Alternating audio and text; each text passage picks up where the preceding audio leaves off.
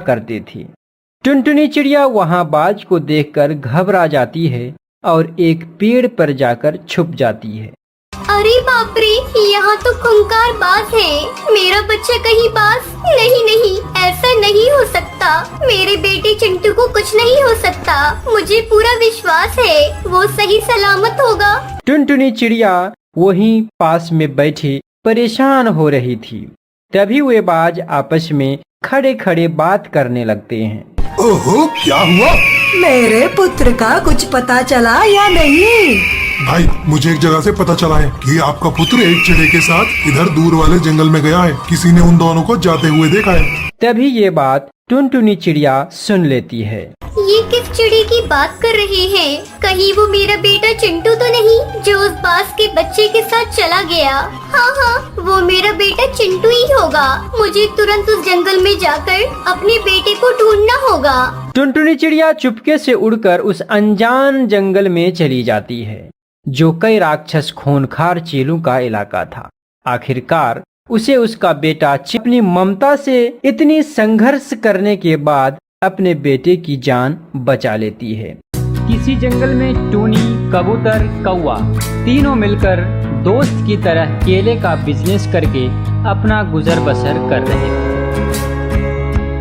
टूनी अपने खेत में केला उगाकर उसे मार्केट में बेचा करती थी, जबकि कौवा और तोता दूसरे मार्केट से कच्चे केले खरीद कर लाता और उसमें रासायनिक दवाइयाँ मिलाकर मार्केट में बेचा करता था, जिससे उसे ज़्यादा से ज़्यादा लाभ होता था। इसी तरह तीनों का जीवन सही सही चल रही थी। अचानक एक दिन जंगल की पक्षियाँ सिर्फ टूनी का केला खरीद रही थी, जबकि कौवा और कबूतर का केला कोई भी नहीं खरीद रहे थे।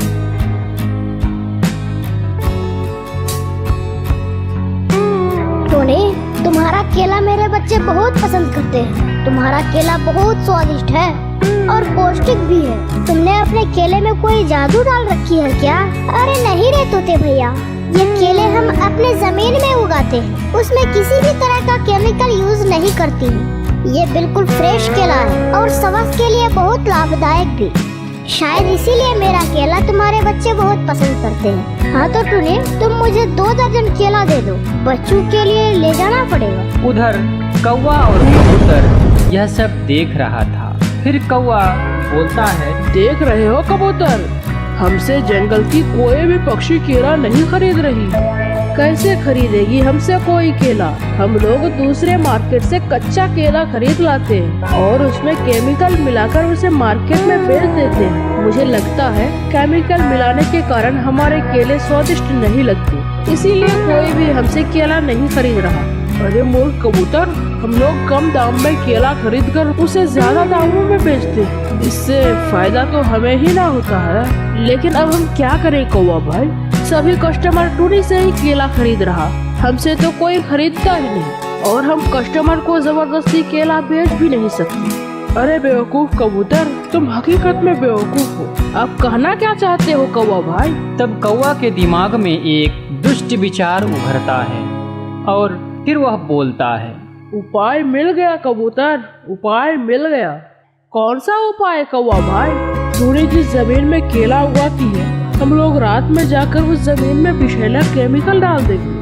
फिर कल जब टूनी अपने खेत से केला तोड़कर बेचने आएगी तो हमेशा की तरह सभी पक्षी उसका केला खरीदेंगे और टूनी का केला खाकर सभी पक्षी बीमार हो जाएंगे, जिससे सभी के नजर में टूनी बदनाम हो जाएगी और फिर उससे कोई भी केला नहीं खरीदेगी, जिससे हमारी बिक्री बढ़ जाएगी। अरे वाह कौवा भाई, उपाय तो लाजवाब है, पर उसके बाद क्या होगा कौवा भाई? उसके बाद टूनी को दोषी बनाकर महाराज के कारागार में बंद कर देंगे और हम लोग आराम से बिजनेस करेंगे। ठीक है कौवा भाई, तब आज ही रात हम लोग टूनी के जमीन में विषैला केमिकल डाल आएंगे। फिर रात होने पर कौवा और कबूतर टूनी के खेत में जाता है और उसके केले में विषैला केमिकल का छिड़काव करने लगता है। विषैला केमिकल छिड़काव के बाद कौवा और कबूतर वहां से अपना घोंसला चला जाता है। सुबह होने पर टूनी चिड़िया अपने केले के पेड़ से केले तोड़ने लगती है। कुछ केला तोड़ने के बाद टूनी अपने बच्चों से बोलती है, सुनो बच्चों, आज मैं ये सभी केला बाजार में जाकर बेचूंगी। फिर उन रुपयों से तुम लोगों के लिए मिठाइयाँ खरीद लाऊंगी। तुम लोग घोंसले पे चले जाओ, ठीक है मम्मा? फिर टूनी केले की टोकरी अपने सिर पर उठाकर बाजार की तरफ चली जाती है। बाजार में जाकर टूनी हमेशा की तरह केला बेच रही थी और सभी पक्षी केला खरीद कर ले जा रहे थे। इधर कौवा कबूतर से कहता है, देख रहे हो कबूतर, आज कितना खुशी खुशी से सभी पक्षी टूनी से केला खरीद रही है, लेकिन कल सभी पक्षी टूनी को पकड़कर महाराज के पास लेकर जाएंगे। हाँ, इधर तोती अपने बच्चों को केला खिलाई थी। विषैला केमिकल लगा हुआ केला खाने के कारण तोती के दोनों बच्चे बीमार हो गए। इधर हुदहुद का बच्चा भी बीमार हो गया। मतलब टूनी से जो भी पक्षी केला खरीद कर लाई थी सभी बीमार हो गए। दूसरे दिन हमेशा की तरह टूनी मार्केट में केला बेच रही थी। तभी तोती और हुदहुद टूनी के पास आ जाती है। अरे तोती, हुदहुद, आज भी केला खरीदना है क्या? आज का केला बहुत ही स्वादिष्ट है, लेकर जाओ। तब तोती गुस्से से बोलती है, चुप हो जाओ टूनी, तुम इतनी बुरी हो। अगर पहले मालूम होता तो तुमसे केला खरीदता ही नहीं। बिल्कुल ठीक कह रही हो, मैं भी यही कहने वाली थी। टूनी बहुत बुरी है, ये हमारे बच्चों का जान लेना चाहती है। इसे महाराज के पास लेकर जाना होगा। टूनी की समझ में कुछ नहीं आ रहा था कि आखिर मामला क्या है। आप दोनों ये सब क्या कह रहे हैं? मेरी तो कुछ समझ में नहीं आ रही है। चुप हो जाओ टूनी, तुमसे मैं जो कल केला लेकर गई थी उसे खाकर मेरे दोनों बच्चे बीमार हो गए। तुम्हारे केले में जरूर कोई गड़बड़ी है। तोती की ये बात सुनकर टूनी डर जाती है और बोलती है, ये आप लोग क्या कह रहे हैं? मैं ये सब केला खुद की जमीन पर उगाती हूँ। मेरा केला खाकर बीमार होने की तो कोई गुंजाइश ही नहीं। जरूर आप लोगों को कोई गलतफहमी हुई हो। चुप टूनी, अभी दूध का दूध और पानी का पानी हो जाएगा। मैंने सेनापति ईगल साइंटिस्ट को बुलाई है, वह अभी आएंगे और तुम्हारे केले की जांच करेंगे। दोनों बात कर रहे होते हैं, तभी वहाँ सेनापति ईगल साइंटिस्ट आ जाता है। क्या रे तोती, किसका फल जांच करवाना है? जी साइंटिस्ट, टूनी के केलों की जांच करनी होगी। तब साइंटिस्ट ईगल केलों की अच्छी तरह से जांच करने लगता है। तब पता चलता है कि टूनी के केले में विषैला केमिकल मिला हुआ है। अरे ये क्या, इसमें तो विषैला केमिकल मिला हुआ है। ये क्या बात कर रहे हैं ईगल साइंटिस्ट? मैंने अपनी लाइफ में कभी भी ऐसा काम नहीं किया है। मुझ पे यकीन कीजिए साइंटिस्ट, मैंने कोई भी केमिकल नहीं मिलाई है। टेस्ट करके देखा जा चुका है, इसमें केमिकल मिला हुआ है। मशीन कभी भी झूठ नहीं बोलती। तब कौवा बोलता है, अब इतनी बात बनाने की क्या जरूरत है? अब टूनी को महाराज के पास ले जाइए और फिर टूनी को जेल में बंद करवा दीजिए। ठीक कह रहे हो कौवा, टूनी को अभी महाराज के पास ले जाना होगा। सेनापति साइंटिस्ट ईगल, टूनी को अभी महाराज के पास लेकर जाइए। तब सेनापति साइंटिस्ट ईगल टूनी को लेकर महाराज ईगल के पास चला जाता है। महाराज के महल में आकर साइंटिस्ट ईगल महाराज को सारी बात बताता है। साइंटिस्ट की सारी बातें सुनकर महाराज बोलता है, ये क्या कह रहे हो? ये तो बहुत बड़ा अपराध है। टूनी, तुम तो इस जंगल की सबसे ईमानदार पक्षी थी, पर तुमने ऐसा क्यों किया? महाराज, मुझ पे विश्वास कीजिए, मैंने केमिकल नहीं मिलाई है। टूनी, सेनापति साइंटिस्ट ने तो टेस्ट करके प्रूफ कर चुका है कि इसमें केमिकल मिला हुआ है। अब बहाना बनाने से कोई फायदा नहीं है। महाराज, टूनी को आज से शनिवार तक जेल में बंद रखिए। रविवार को सभी के सामने फांसी देना होगा। तुम ठीक कह रहे हो साइंटिस्ट। टूनी, तुम शनिवार तक जेल में बंद रहोगी और रविवार को तुम्हें फांसी दे दी जाएगी। फिर ईगल का एक सेनापति टूनी को जेल में ले जाकर बंद कर देता है। ईगल का एक सेनापति टूनी के घोंसले में आकर टूनी के दोनों बच्चों को कहता है, सुनो बच्चों, तुम्हारी माँ महाराज के जेल में बंद है। कुछ दिनों के बाद उन्हें फांसी दे दी जाएगी। ये क्या बात कर रहे हैं सेनापति अंकल? मेरी माँ ने आखिर क्या अपराध किया है जिसके कारण उन्हें जेल में बंद कर दिया गया? तुम्हारी माँ बहुत बड़ा अपराध की है। तुम्हारी माँ अपने खेत में उपजने वाले केले में विषैला केमिकल मिलाकर बेच रही थी, इसीलिए उन्हें जेल में बंद किया गया है।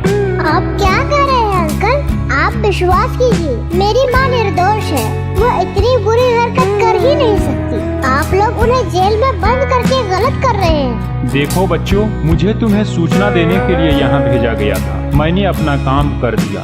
अब मैं कुछ नहीं समझता। अगर तुम लोग चाहो तो फांसी होने से पहले अपनी मम्मी से जेल के सामने जाकर मिल सकते हो। यह बात सुनकर टोनी के दोनों बच्चे सेनापति के साथ राजमहल रवाना होते हैं। राजमहल में अपनी माँ को जेल में बंद देखकर टोनी के दोनों बच्चे रोने लगते हैं। मम्मा मम्मा, ये सब क्या सुन रहे हैं? मम्मा, क्या आप केले में विषैला केमिकल मिलाकर उन्हें बेचते थे? मुझ पे यकीन करो मेरे बच्चों, मैंने ऐसा कोई काम नहीं किया। मुझे अपराधी बनाकर इस जेल में बंद कर दिया गया है। मैंने अपने केले में केमिकल नहीं मिलाई। मत रोइए मम्मा, मुझे पता है आप बिल्कुल निर्दोष हैं।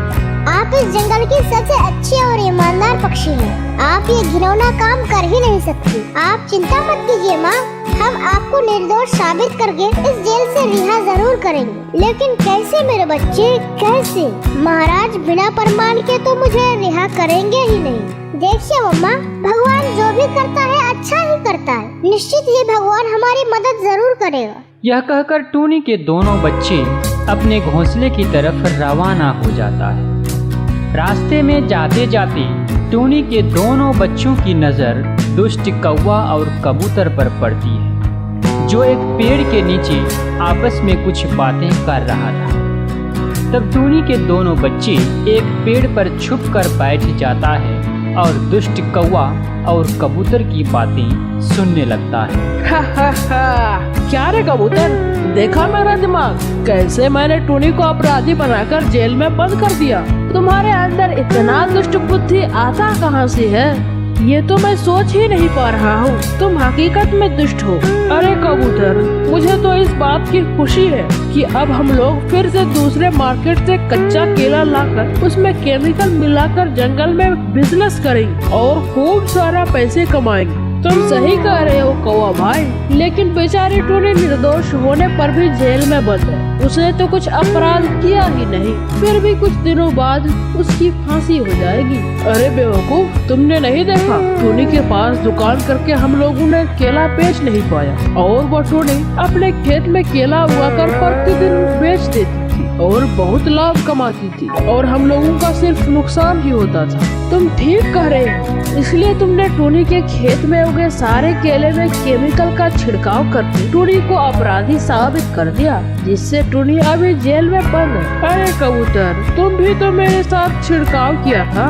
टोनी को जेल भेजने में मेरे साथ साथ तुम्हारा भी योगदान रहा है। हाँ हाँ, मेरा भी योगदान है। तुम्हारे साथ रहने से मुझ में भी दुष्ट बुद्धि पनपने लगा है। मुझे तो इस बात पर हंसी आ रही है कि टोनी तो अभी जेल में बंद है, पर कुछ दिनों बाद उसे फांसी में लटका दिया जाएगा। कौवा और कबूतर की सारी बातें टोनी के दोनों बच्चे सुन लेता है।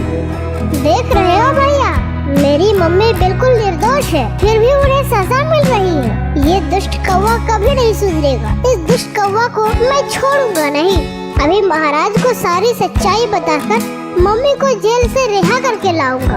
अरे बेवकूफ, अभी अगर हम लोग महाराज को ये सब बातें बताएंगे तो महाराज को विश्वास नहीं होगा, लेकिन अगर कौवा और कबूतर खुद से जुर्म स्वीकार कर ले तो मम्मी को रिहाई मिल जाएगी।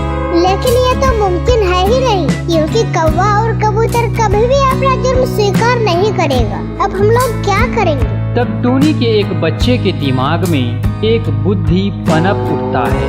मिल गया बुद्धि। तब दोनों मिलकर एक योजना बनाता है। योजना बनाने के बाद दोनों अपने घोंसले पर चला जाता है। कुछ देर बाद टोनी के दोनों बच्चे एक कागज में कुछ लिखकर कबूतर के घोंसले की तरफ रवाना होता है और कबूतर के घोंसले में जाकर उसके बिस्तर में कागज रख देता है। दूसरा बच्चा कबूतर के बच्चे को बोलता है, तुम्हारे पापा के आने में आज देर हो जाएगी, इसलिए तुम्हारे पापा ने तुम्हें हम लोगों के साथ हमारे घोंसले में जाने को कहा है। चलो हम लोगों के साथ। फिर कबूतर के बच्चे को लेकर टोनी का दोनों बच्चा अपना घोंसला चला जाता है। कुछ देर बाद कबूतर अपना घोंसला वापस आ जाता है। घोंसले में अपना बच्चा ना पाकर कबूतर उन्हें इधर उधर ढूंढता रहता है। बहुत ढूंढने पर जब उसे अपना बच्चा नहीं मिलता है तब वह बोलता है, हाय हाय, मेरा बच्चा कहाँ गया?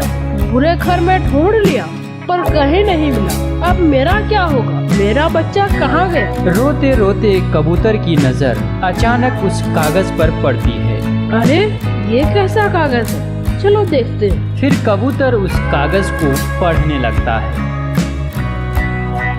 अगर तुम अपने बच्चे को पाना चाहते हो तो तुम्हें महाराज के पास जाकर टूनी के साथ क्या हुआ सारी बात सच सच बताकर टूनी को निर्दोष साबित करना होगा, नहीं तो तेरा बच्चा गया काम से। अगर ज्यादा स्मार्ट बनने की कोशिश की तो तेरा बेटा खल्लास। कागज में लिखी वार्निंग पढ़कर कबूतर बहुत डर जाता है। नहीं, मुझे महाराज को सारी सच्चाई बतानी होगी, नहीं तो मैं अपना बच्चा खो दूंगा। मैं अपने बच्चे को बचाऊंगा, चाहे मुझे जो भी करना पड़े। यह कहकर कबूतर महाराज के महल की तरफ रवाना होता है।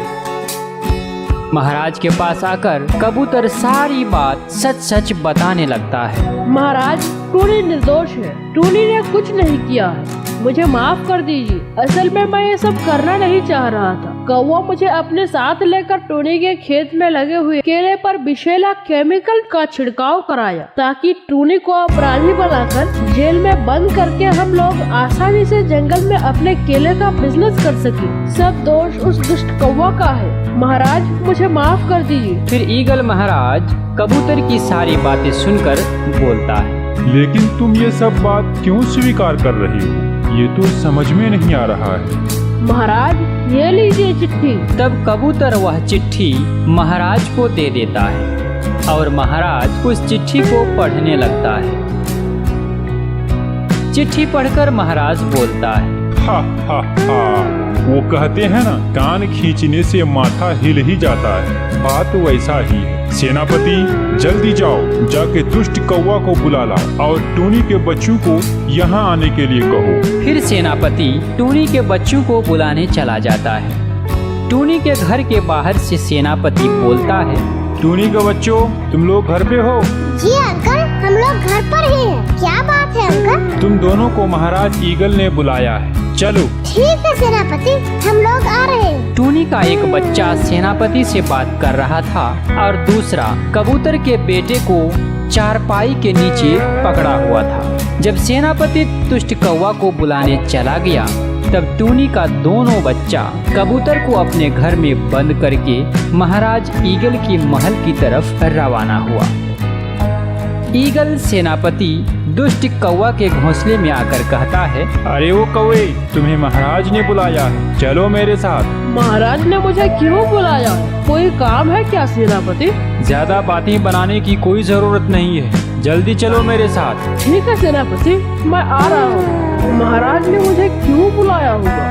जाकर देखता हूँ आखिर मामला क्या है। हो सकता है मुझे कोई पुरस्कार दे दे। फिर सेनापति ईगल कौवा को साथ लेकर ईगल महाराज के महल की तरफ रवाना होता है। कौवा महाराज के पास आकर देखता है कि वहाँ कबूतर और टूनी के दोनों बच्चे पहले से मौजूद हैं। तब महाराज ईगल बोलता है, क्या रे दुष्ट कौवे, तुम और कबूतर दोनों मिलकर टूनी के केले पर विषैला केमिकल का छिड़काव किया था ताकि टूनी सभी के नजरों में अपराधी बन जाए और जेल में बंद रहे और तुम लोग आसानी पूर्वक जंगल में केले का बिजनेस कर सको। कौवा ये सब बातें सुनकर हैरान हो जाता है। क्या क्या क्या बात कर रहे हैं महाराज? ये सब आपको कैसे मालूम हो? ये सब मुझे कबूतर ने बताया है। क्या रे बेवकूफ कबूतर, तुमने सारी सच्चाई बता दिया क्या? हाँ कौवा भाई, तुम्हारा तो कोई नहीं है, पर मेरा एक बेटा है। मेरे बेटे को किसी ने किडनैप कर लिया है। अगर मैंने सही सारी बात नहीं बताया तो वह मेरे बेटे की जान ले लेगा, इसलिए हमने सारी सच्चाई बता दी। ये क्या बात कर रहे हो कबूतर? अब तो महाराज मुझे जेल में बंद कर देंगे और मार तो अलग से पड़ेगा। पकड़े जाने पर दुष्ट कौवा महाराज को सारी बातें सच बता देता है। महाराज, मुझे माफ कर दीजिए महाराज, मैं स्वीकार करता हूँ। टूनी के केले में केमिकल मिलाने का योजना मैंने बनाया था, मुझे माफ कर दीजिए महाराज। तुम्हें कैसे माफ करूँगा? तुमने एक नेक ईमानदार पक्षी को अपराधी बना दिया और उनके दोनों बच्चों को अनाथ बनाने की कोशिश की। अब तो टूनी के बदले तुम्हें फांसी पर लटकाना चाहिए। महाराज, ये सब क्या कर रहे हैं? मैं अब जीवन में कभी भी ऐसा काम नहीं करूँगा। महाराज, मुझे माफ कर दीजिए। कौवा महाराज के सामने अपने जान की भीख मांग रहा था, पर महाराज उसे माफ करने के लिए तैयार ही नहीं थे। तभी टूनी का एक बच्चा बोला, महाराज, दुष्ट कौवा को जान से मत मारिए। महाराज, सजा के तौर पर उसे जेल में बंद कर दीजिए। इसे मृत्यु दंड मत दीजिए महाराज। तुम लोग ठीक कह रहे हो बच्चों, तुम लोग भी अपनी माँ की तरह बुद्धिमान ही हुए। सेनापति, कौवा को मार मार कर जेल में बंद कर दो और टूनी को जेल से रिहा कर दो। महाराज के आदेशानुसार कौवा को मार मार कर जेल में बंद कर देता है और टूनी को जेल से रिहा कर दिया जाता है। इधर कबूतर रोते रोते बोलता है, महाराज, अब मैं अपना बेटा कैसे वापस पा सकूंगा? मेरे बेटे को वापस करवाइए महाराज। कबूतर की बातें सुनकर टूनी का एक बच्चा बोलता है, कबूतर अंकल, आप चिंता मत कीजिए। आपका बच्चा हमारे घर में है। हम लोगों ने उसे बड़ी इज्जत से रखा है। जब आप और दुष्ट कौवा मम्मी के बारे में बात कर रहे थे, तब हम लोगों ने आप लोगों की सारी बातें सुन लिया था। तब हमने योजना बनाकर आपके बेटे को अपने घोंसले में ले गए और एक चिट्ठी आपके घोंसले में रख दिया और आप चिट्ठी के डर से महाराज के सामने सारी सच्चाई बता दी। ये क्या बात कर रहे हो? मतलब मेरा बेटा टोनी के घर में? जी अंकल। फिर कबूतर के सच्चाई बता देने के कारण महाराज उसे माफ कर देता है और टूनी के दोनों बच्चे कबूतर को उसका बच्चा वापस कर देता है और फिर से वे सभी कबूतर और टूनी मिलजुल कर अपना बिजनेस शुरू कर देते हैं। दोस्तों, कहानी अच्छी लगी हो तो वीडियो को लाइक कर दीजिए और इसी तरह की इंटरेस्टिंग कहानी के लिए हमारे चैनल को सब्सक्राइब करने के साथ साथ बेल के आइकन को भी प्रेस कर दें ताकि आपको नई नई स्टोरीज का नोटिफिकेशन समय पर मिले। धन्यवाद।